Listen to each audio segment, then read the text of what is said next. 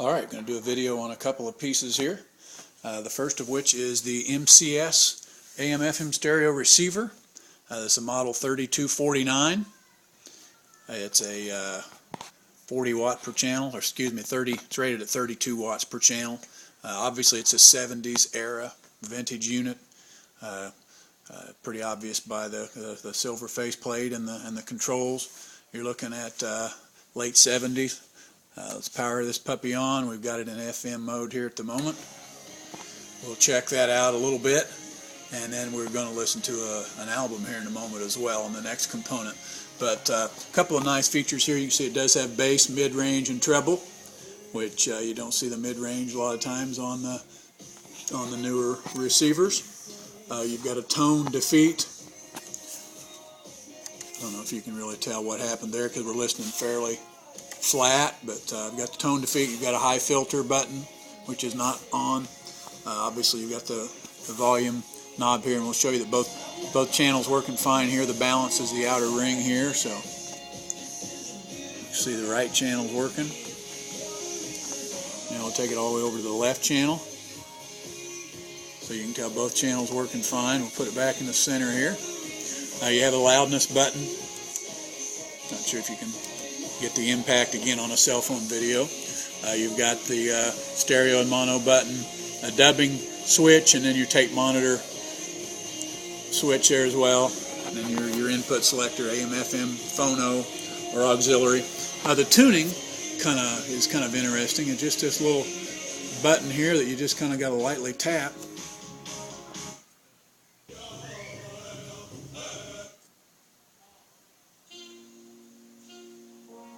So that's kind of cool. Tap on the other side, you go down. So very cool, kind of like that. And then you've got the manual or scanning mode. Right now it's in scan mode. You got the memory for your presets. And then you can see we're tuned. We've got our red light on there. It's quartz lock tuning. And now we're going to switch over, and we're going to switch this over to the phono mode. And we're going to check out a very rare turntable from Jvc.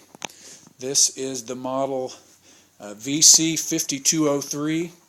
Extremely rare changer. It's got a walnut base, as you can see. The dust cover is in good condition. I'll have more photos that will be more indicative of the cosmetic condition of both these units, but specifically on the turntable, before I take the photos, I'm gonna treat this walnut base with some Howard's Restore finish and do some cleanup work on it. So I won't focus heavily on that, on the cosmetic condition of the unit. Right now we're just looking at the mechanical functionality.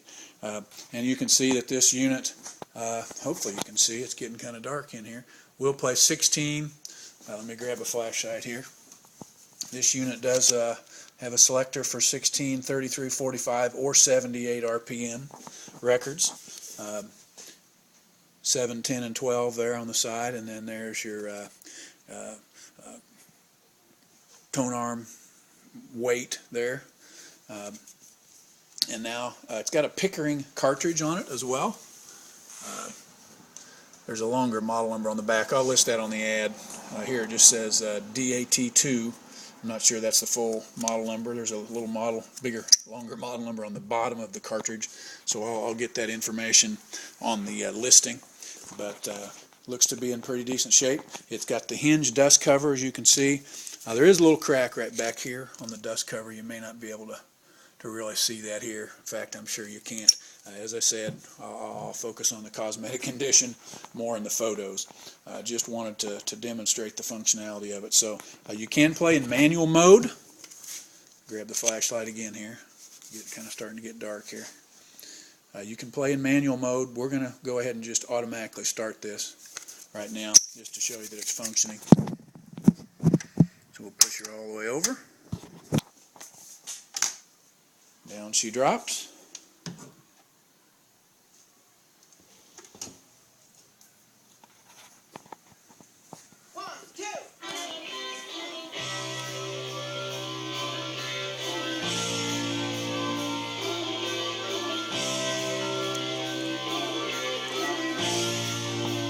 If you can read the label here, obviously made in Japan. Victor Company of Japan. I just don't know much about this unit. There's hardly anything about it online. You can see it is a hinged dust cover.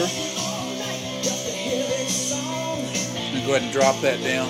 And then you can see here, we'll do this again just to show you. Turn it down a bit. Show you that both channels are working. Right channel.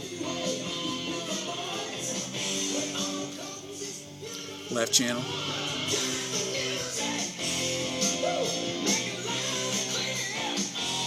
So she's working fine.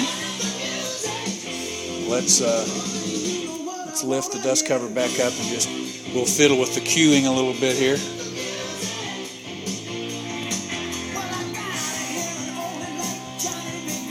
Lift the tone arm. Apologize, it's really getting dark here in the garage, so we'll just fiddle with this for just another moment. We'll just lower the tone arm there to show you the cueing's working nice and soft, and then we'll just go ahead and reject this here. Hit the reject button. As I say, you can operate it manually as well, but you'll see it goes on over, completes the cycle, drops the tone arm down and shuts off, and we'll put the lock on the tone arm. Again, I'll have photos that'll show the cosmetic condition of this much better, and it'll be looking much brighter and better after treating the walnut base and doing the other cleanup. So that's it for those two items. Thanks for watching.